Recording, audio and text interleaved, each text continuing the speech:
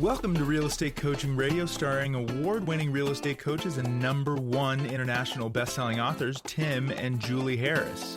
This is the #1 daily radio show for realtors looking for a no BS, authentic, real-time coaching experience.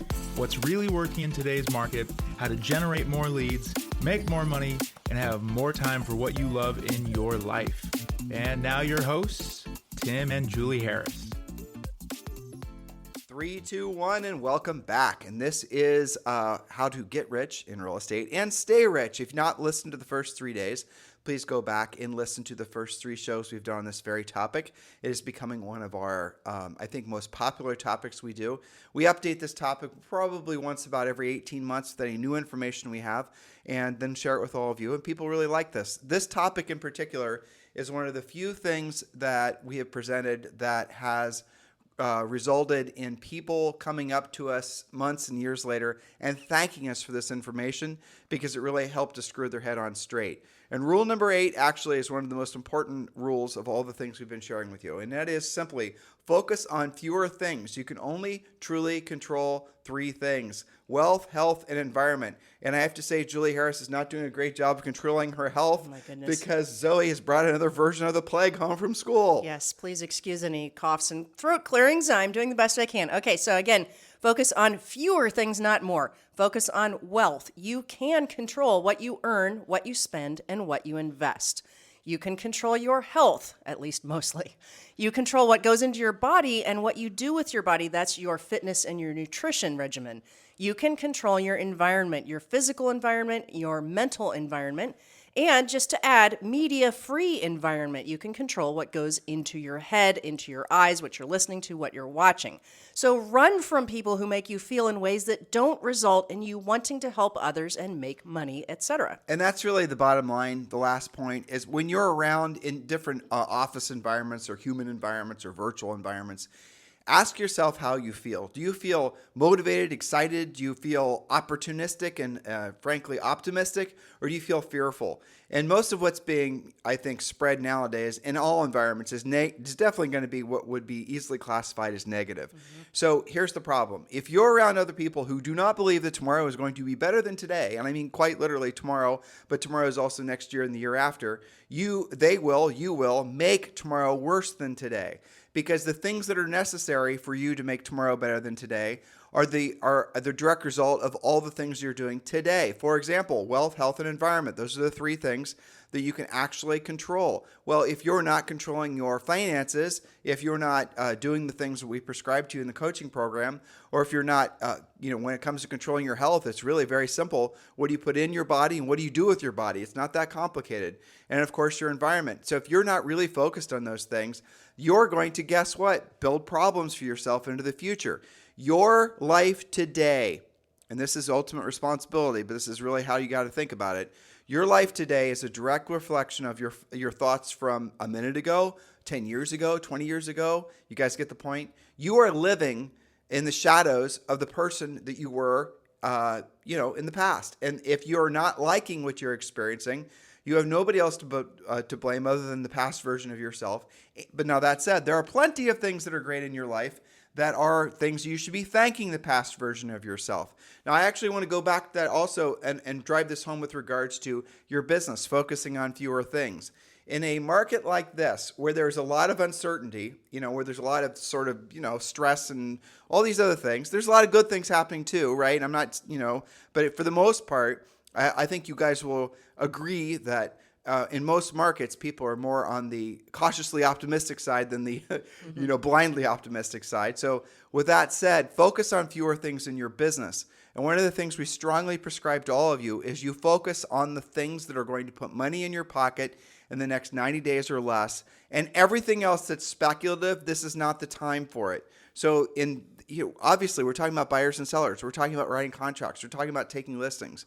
So things that go beyond that, for example, branding, marketing, hoping and praying that some direct mail campaign will work. This is not the time, in our opinion, to be putting a lot of effort on those long-term speculative things. Focus on the things that are going to put you in a position to help you make money, and frankly, help people now because of the uncertainty. If there was more of a, I think, clear runway going forward, if it was really obvious, or at least there was a higher level of confidence what the rest of this year and next year is going to feel like housing sales wise, then you maybe would have I think a stronger foundation to be a little bit more speculative on where you put your money and your time. But that is not now. So now is the time to essentially really drill down on what's going to make you money now, what's going to put you in a position to help people now.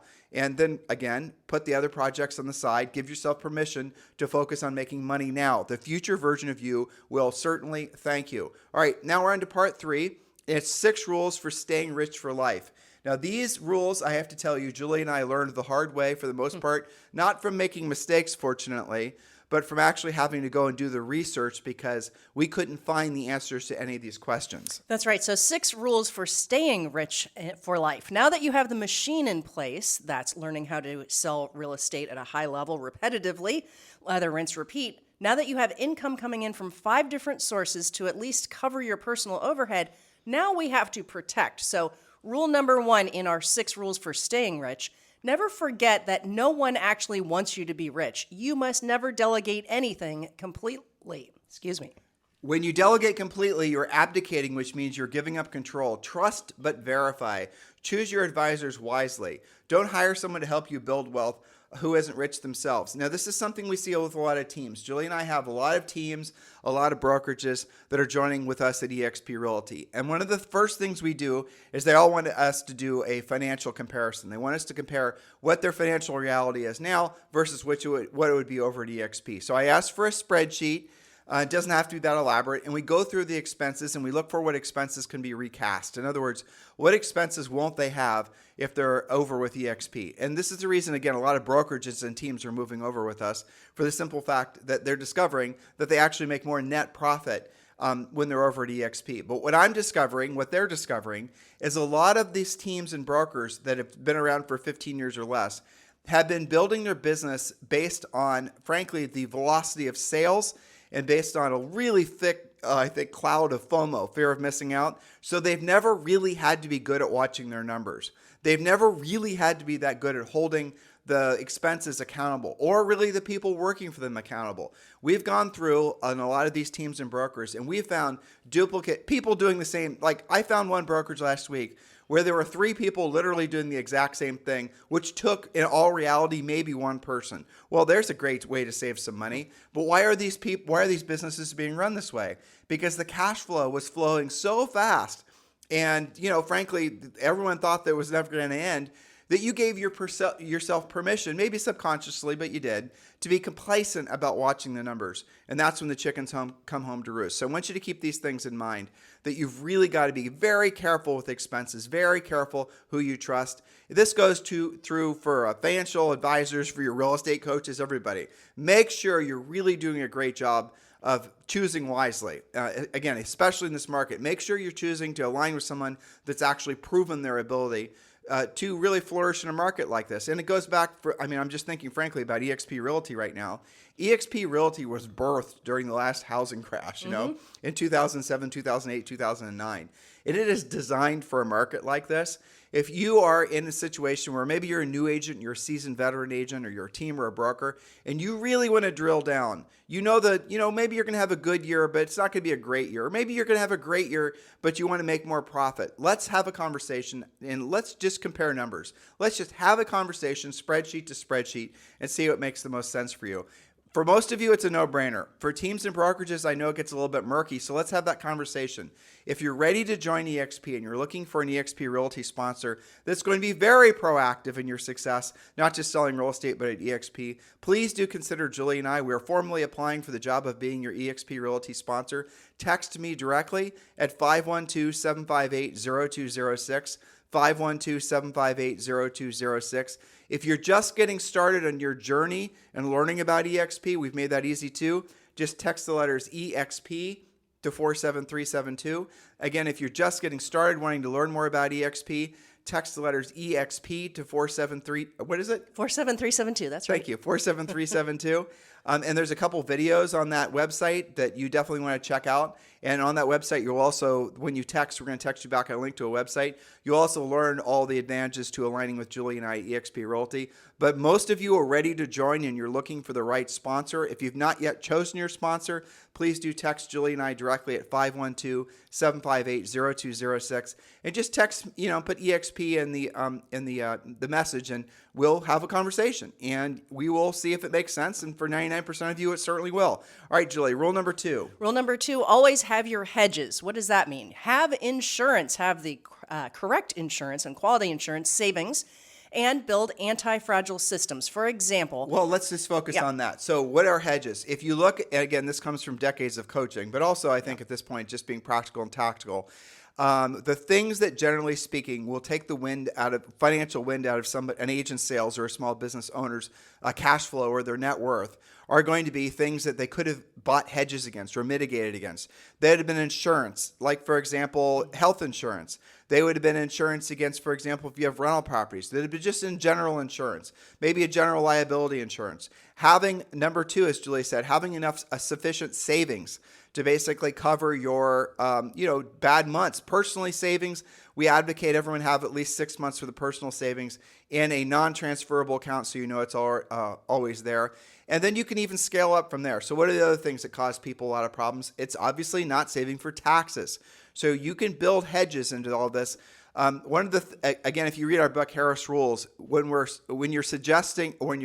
building your essentially the foundation of your financial future, we want you to create these, really make sure you have sufficient savings and insurance, and the systems you put in place going forward are going to mitigate against your ignorance. Everyone's ignorant about everything when it comes to finances, really. I mean, unless you were born with a family that taught you all this or were educated subsequently, the reality of it is none of us are financially savvy. We all have to learn on the job. So assume that your learning on the job could result in some expensive mistakes. So put in systems like we prescribed in the previous podcast in our book, Harris Rules, to create hedges against the big things that cause people to have slowdowns in their finances. Rule number 3, all of your assets into LLCs. Those LLCs are owned by a Nevada Spendthrift Trust. We talked about this in a previous podcast. Go back and listen to it. But again, the whole benefit of an LLC is that if, for example, you have 5 rental properties, you could put each of those rental properties in an LLC. And then if someone slips and falls in one of your LLCs, and let's say, for example, the insurance you have only covers you up to a certain amount, and they decide to go after you for personal liability or something, then you're going to be able to have that LLC protected versus if you have that asset protected versus if you have one LLC which is holding a bunch of different assets. I have a friend that Julie and I helped set up his Nevada Spendthrift Trust by just giving him general advice. We're not trust experts or attorneys. We're just giving him general advice. And he actually had a really nice car collection. And one of the things we suggest that he does, by really nice, he has 100 cars. Yeah. Yeah. Nice ones. And they're all white too. But one of the things we suggested that he does is put each of those cars into an individual LLC for all the reasons that we previously mentioned, and then put all those into a Nevada Spendthrift Trust. The Nevada Spendthrift Trust, again, you guys just Google these words. We're just essentially laying the breadcrumbs down, and then you can research more of this yourself. But what it is essentially is an asset protection device that everyone should consider. No matter if they're a Nevada resident or not, you can own a Nevada Spendthrift Trust. So if you're in the process, remember this is about protecting what you've now accumulated. You've got a machine that's making consistent net cash flow. You've got a system in place to basically build wealth. You're now living where your money's working for you. You no longer have to work for your money. We don't want you to have to go back to, step 1, right? And so this is the whole point. You've got to protect the assets that you have. Rule number 4. Rule number 4, live in a place that treats you best. Weather, of course, taxes, politics, etc. Once you're living off of passive cash flow, remember this podcast series is about getting rich and staying rich. Once you're living off of that passive cash flow, consider moving to, in our case, we moved to Puerto Rico. I read an article about where people are coming and going from, and of course, Texas and Florida and Tennessee are very popular being moved into. North Carolina is on the top of the list now. So you have more options is the point. Once you have that passive income coming in, you can make different decisions. Well, there it is. So, and I'm trying to do most of the talking today against Julie's clearing her throat. Sorry. But the reality of it is, you're fine. The reality of it is that once you are living off passive cash flow, once you've successfully sold real estate, and maybe you don't want to move from maybe you're already in a tax preferential environment. Maybe you like the climate. Maybe you like everything. So you're great. But once you get there, or if you're not there, like Julie and I are originally from Ohio. Ohio had relatively high state taxes, a lot of city taxes, federal taxes. Don't forget regional. And don't forget regional, and don't forget the nasty weather. So when we were able to, when we had essentially followed our own 3-step plan, we left and we went to, originally we moved to Nevada. And in Nevada, essentially, it had all the things, it wasn't a perfect fit for us. That's the reason we ended up moving to Texas. But you can choose where you're going to live once you have the cash flow coming in passively, which you can do. Again, listen to the first 3 shows we did on this topic. And that should be, I'll suggest to you, what all of you work towards. Because the reason ultimately you got into real estate, maybe initially it was not to have a boss. Maybe initially it was so you can, finally have the business that you're proud of. Maybe initially it was, who knows why. But ultimately where you're going to want to go, the reason you're in business for yourself, the reason everybody really is thinking about it works, is they want to have it so that one day they don't have to work. You can love your work, but you might love not working even more. So really, when you're designing your life, when you're designing your business, make sure as we prescribed before, make sure you realize that your profit is actually your product. Your product of your business is profit. Real estate businesses, for the most part, don't sell anything. You get rich with the profit that comes from your business.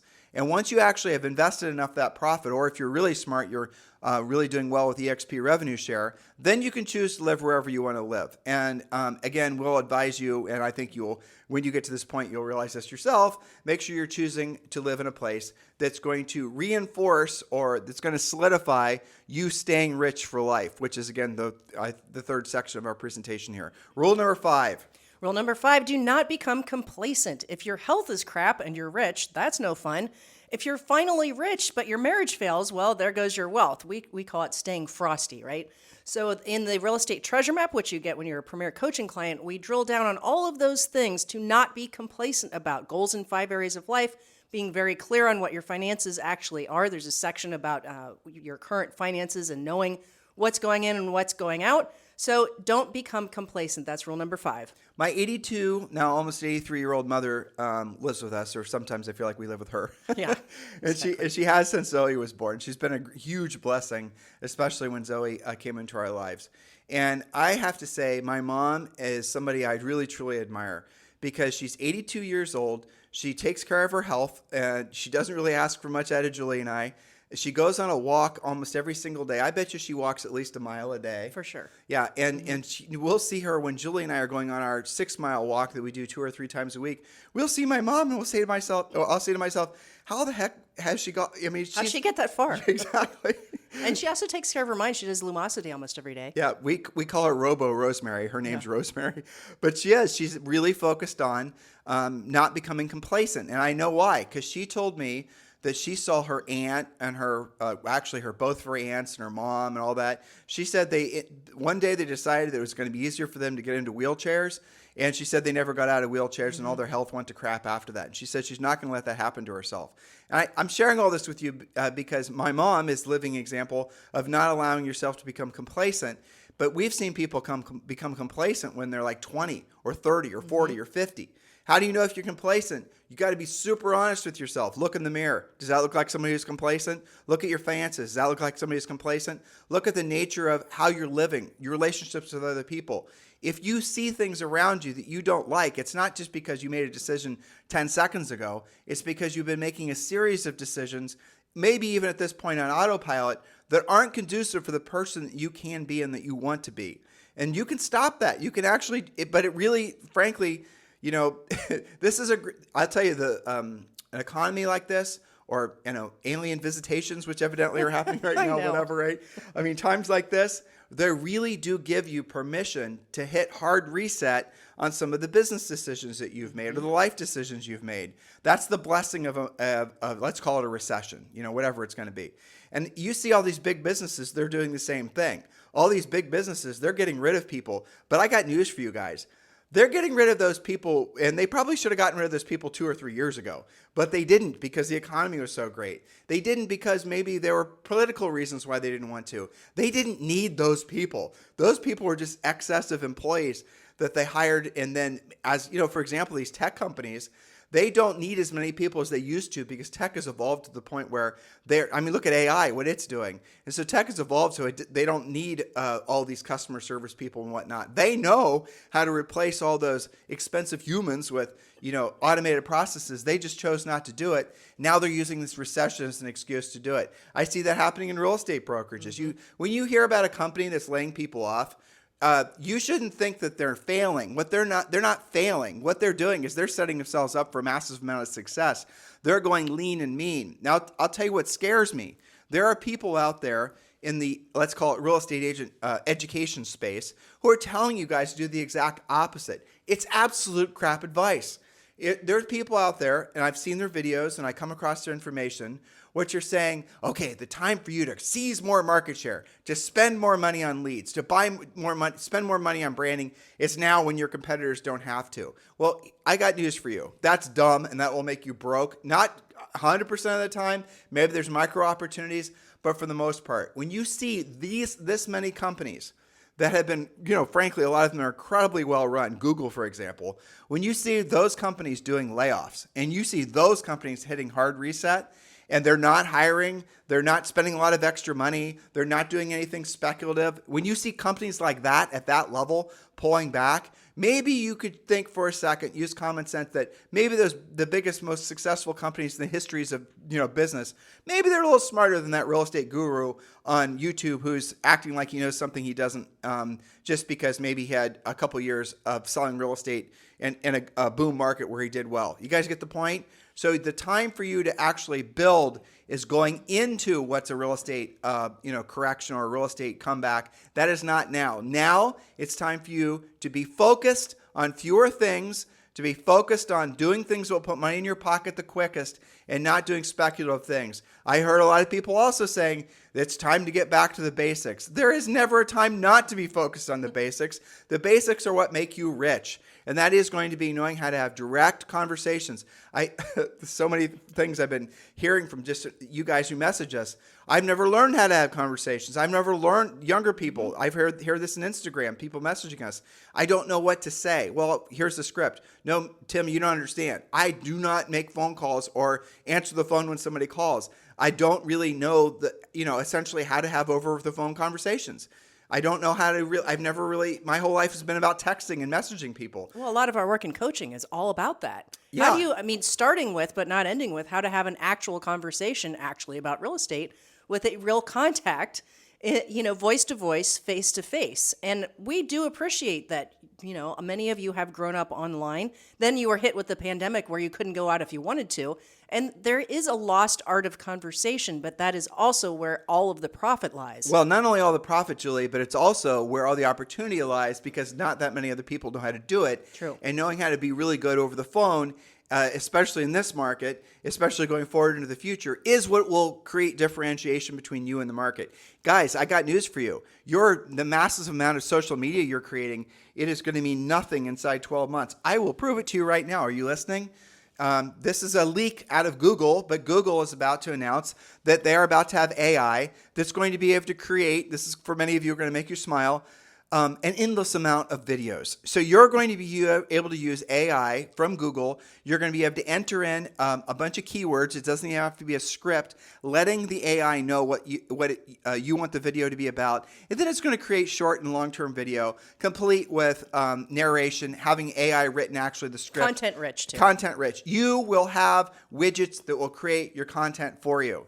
So those of you who have invested so much time in your content, good for you, but you're about to have an army, an absolute legion of competitors that's going to come in the version of everybody who has a real estate license because it's going to become ubiquitous. So what's really going to set you apart and make you different in this world where all the social media stuff is going to be quickly automated? It will be the creative end. Like people, I was listening to this on All In, Julie, when the AI stuff was coming around the bend. people were assuming the first people to get essentially what would be supplanted, not supplanted, what would it Supplanted. be? Supplanted, yeah. We're going to be blue collar workers, followed by creatives, and then people were doing the higher end coding and whatnot. So that was what the order and things where everyone was believing that all of a sudden robots were going to be driving trucks and going to be doing all the heavy lifting. So all the blue collar employees were going to somehow be out of jobs. Well, guess what's actually happened? The AI wasn't really listening to all those predictions that were being made by the very people who thought their jobs would be protected. It's happening in the exact opposite order. So what's actually happening are the first people that are going to get replaced are all these coder types, because the AI is going to be able to write code at a higher level. So all the people that were the ones that essentially created the technological revolution, which we've all benefited from, they're going to be the ones that are going to be on the unemployment lines, quote unquote, the first. And then guess what? The creatives. And then guess what? That's going to be the blue collar people. So it's ironic, but the blue collar people are the ones that are going to have the most job security. And if you don't believe me, try to find a plumber or a roofer. Try to find someone to build a house. Try to find someone to fix your car. Those people are going to be in massive demand because they are not, frankly, society has told them that they are not going to have a future because working with your hands is going to somehow be replaced with AI. Well, it turns out there's no AI to unclog a toilet or dig a ditch. Or you guys get the point? So what we're going to see is a complete resetting because of the artificial intelligence, which you're going to see a enormous number, not just Google, but not just Microsoft, not just Bing, not just OpenAI. Oh, you're going to see so many other companies that are going to start rolling out their AI. And that's going to make it so that all the AI is going to be, the sharp end of the stick is going to be essentially knowing how to do technical things, then knowing how to do creative things. The creative things, creating AI art, creating AI screenplays, creating AI videos, creating AI audio.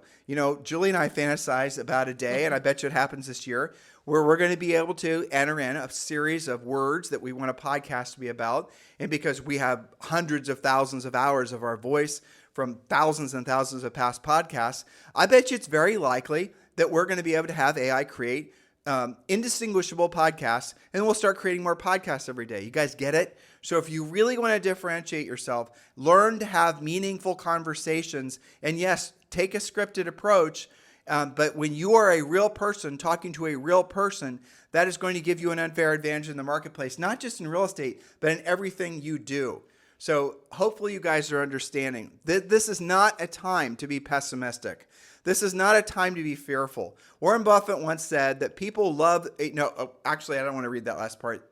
Well, here, actually, rule number 6. Go ahead. That brings us to actually this previous conversation rolled us into rule number 6. Never forget, if you really want ever-increasing levels of success in your business and personal life, you must do what you don't want to do when you don't want to do it at the highest level. That is why it is called work, because it's what you don't want to do. Nobody ever wants to do their lead follow-up, but yet it leads you to all of the profit. So don't believe that you can't have ever-increasing levels of success. Here's your Warren Buffett quote.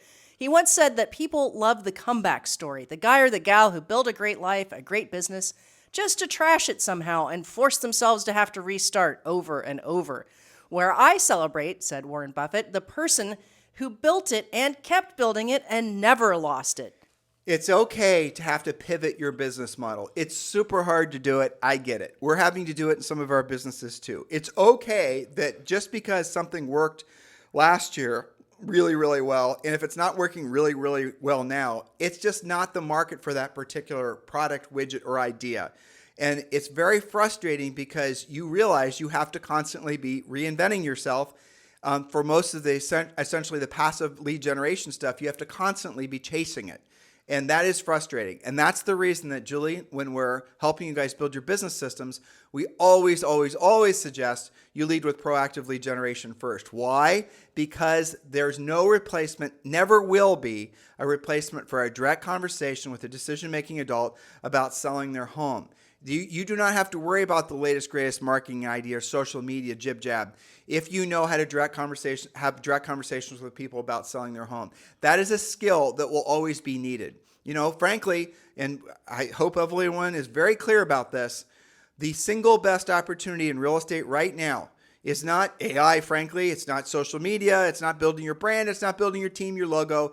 It's expired listings. In every single market where I've had people do this for me, and you can do it all yourselves. Go to your MLS, and in your entire MLS, search the entire MLS, not your little region or area or city or streets, your entire MLS. Find out how many expired listings there were in the last 12 months.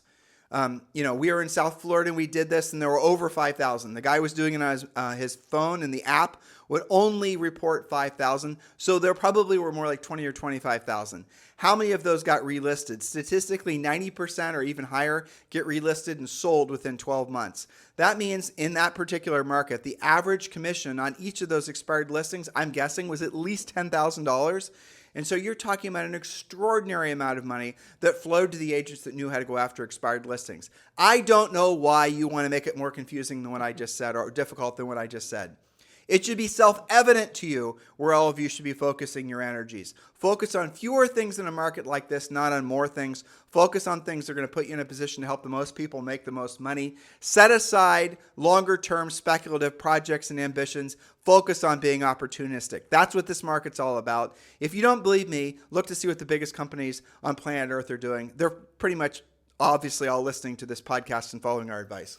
That's right, and I think I'm going to dust off and update a new podcast specifically about expireds, because they are for sure such an amazing honey hole. I can tell you, all of my coaching clients, all of our coaches coaching clients, this is a focus. One of our clients in LA is going after a $33 million expired this week. Federico. So, yes, so go Fed. Well, but here's the funny thing. I got a message yesterday on our private Facebook group that's only for our Premier Coaching members. Mm-hmm. Actually, he put the message out there, and I read it, and I was helping him along with some of the other coaches. He was asking about, direct mail campaigns. Oh, no, handwritten letters to expired listings. Yeah. I won't mention your name because I don't want to embarrass you. But frankly, you shouldn't be embarrassed, because this is how most agents think nowadays. Mm-hmm. In other words, the last thing they would think to do is actually make direct contact with that expired seller. The last thing they would do is think to actually have a conversation with that seller.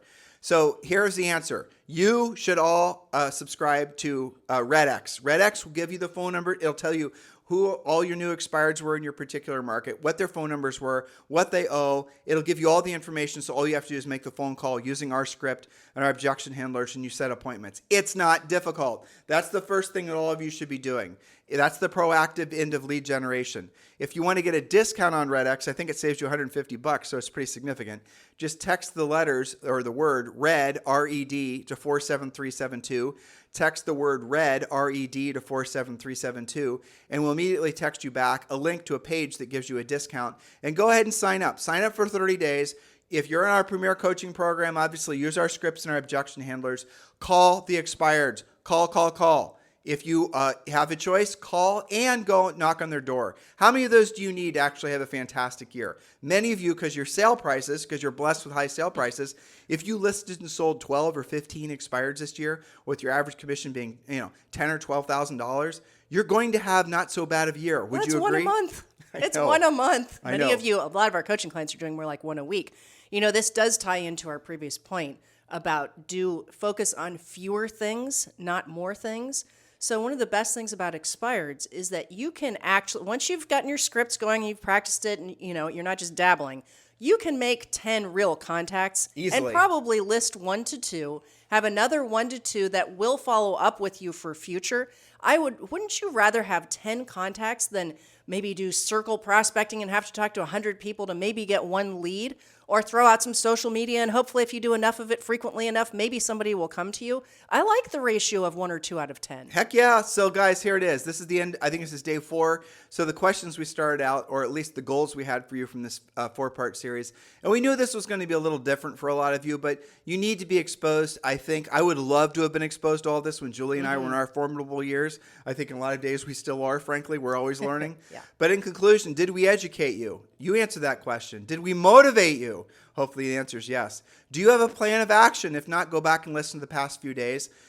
Do you now know how to be rich? You can be rich. It's not just something that only happens for a few. You can create enough passive income every single month where your money's working for you and you no longer have to work for your money. Remember, the definition of rich, which all of you should adopt, is where you're having enough money coming in passively to at least cover all of your personal overhead. Then when you wake up in the morning, you don't have to worry about where that $10,000, that $15,000, that $5,000 is coming in from that month to pay your bills. You are rich, where then the money that you make can go towards things that will even create more wealth.